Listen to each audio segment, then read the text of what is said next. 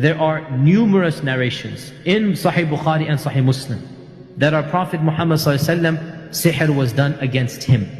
Aisha narrates that sihr was done on the Prophet ﷺ, and he began to imagine that he had done something when he hadn't done it. The Prophet ﷺ would wake up in the morning believing that he needed to do a ghusl. Means he was intimate, but he had not been intimate. So shayateen especially love to play with this area of sexuality. That's why dreams of a sexual nature, whether a man or a woman sees them, what we call wet dreams, whether ejaculation occurs or not, but all dreams of a sexual nature, all of them emanate from shaitan. And that is why the prophets, none of them can have these types of dreams. So dreams of that nature, they come from shaitan. Shaitan plays with our minds, men and women. Now of course it's not sinful, we are not held accountable for what we dream and what happens in our sleep. So in this case, our Prophet ﷺ didn't have a dream, but he thought that he had done something natural and allowed between a husband and wife. And Aisha would tell him no. And so this was the maximum effect of the sihr. It did not affect the wahi, it did not affect his religion. All that it could affect, and it was the most powerful sahir alive at the time. His name is Labid ibn al-A'sam. The max he could do was to make the Prophet assume he had done something halal, and he hadn't done that halal thing, right? Now had that sihr been done against another human, it might have killed him. But our Prophet the effect was so minimal that he assumed he had done something that was halal. So even the effects of sihr were not haram. The imagination that he had was halal. So Aisha says that he made dua to Allah, and he made dua and he made dua to Allah. Then he said to me, he's speaking to Aisha, that I feel that Allah has inspired me how to cure myself, because I saw a dream that two angels came, two angels came, and one of them sat at my head and the other sat at my feet. And the two began having a conversation. So the first said, what is the problem of this man? The second responded, he has been mas'hur. Sihr has been done on him. The first said, who has done the sihr? The second said, Labid ibn al-A'sam. So the first one said, how did he do it? What material did he use? The other one replied, he used a comb and the hair that had been gathered on the comb and the outer skin of the pollen of the male date palm. And so he put some type of sihr inside this shell. The first one said, where is the sihr? And the second one said, it is in the well of Dharwan. So the Prophet ﷺ went to the place of Dharwan, and he returned and he said to Aisha, the date palms of this well, they look like the heads of devils. And the water of the well is dark bloody.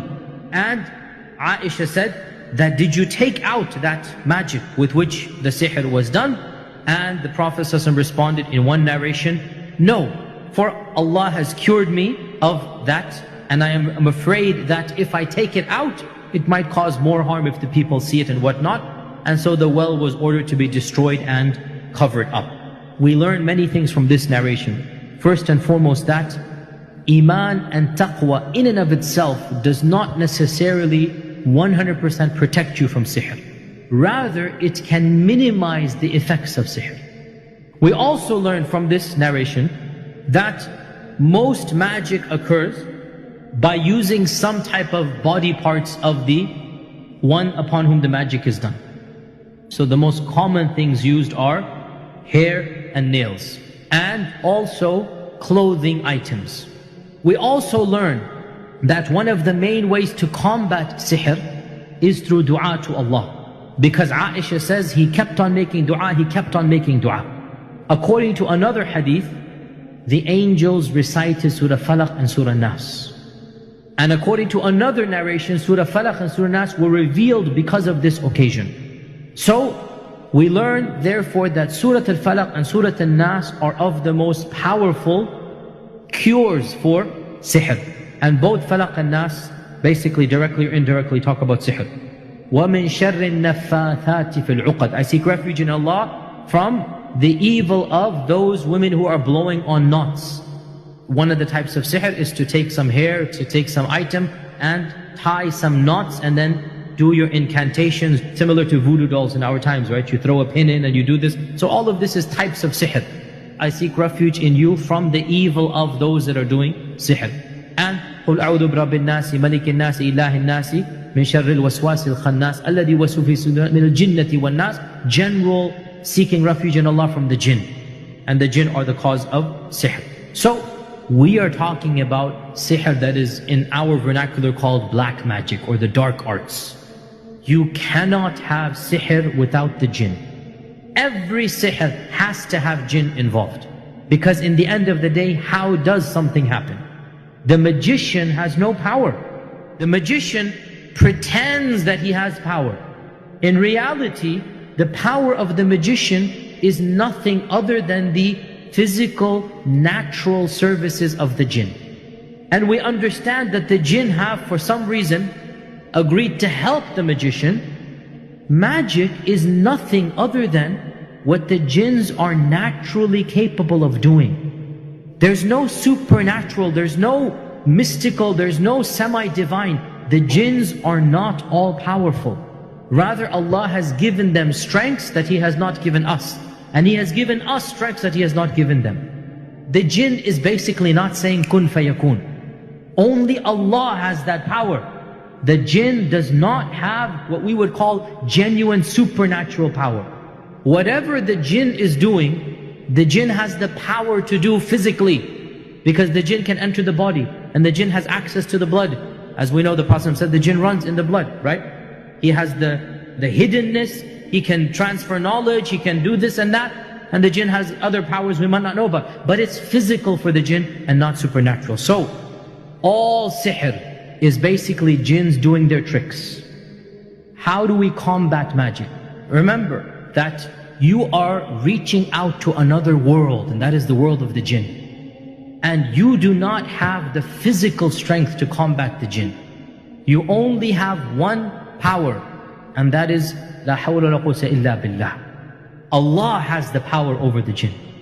So the only way to combat sihr is to reach out to Allah subhanahu wa ta'ala. And Allah can nullify the sihr like He did to our Prophet sallallahu alayhi wasallam. And the power of the Quran is the most effective in eliminating the jinn. The jinns literally burn when they hear the Quran. And especially the surahs that the Prophet ﷺ told us are extra special. Fatiha, Ayatul Kursi, the last verses of Surah Al-Baqarah, the entire Surah Al-Baqarah, our Prophet ﷺ linked it to combating sihr. Falaq and Nas, right? All of these are especially powerful in combating sihr. Never, ever, ever fight magic with magic, because it'll only get you more magic, more sihr. Some of the things are okay to do, inshaAllah ta'ala, not a problem.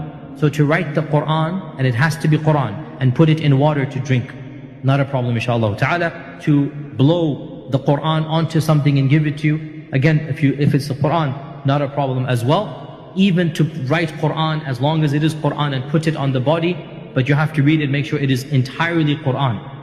All of it has to be Quranic or adhkar. Then we say it's permissible. But if there's weird stuff that you don't understand, languages you don't understand, scripts and symbol, you don't understand, numbers, boxes, grids, all of this is communicating with the shayateen, and it's not a part of our religion of Islam. May Allah subhanahu wa ta'ala make us of those who are protected from sihr, whom the shayateen do not harm. We ask Allah's protection, we seek Allah's protection from the evil of those who blow onto knots, and from the evil of the jinn and the shayateen.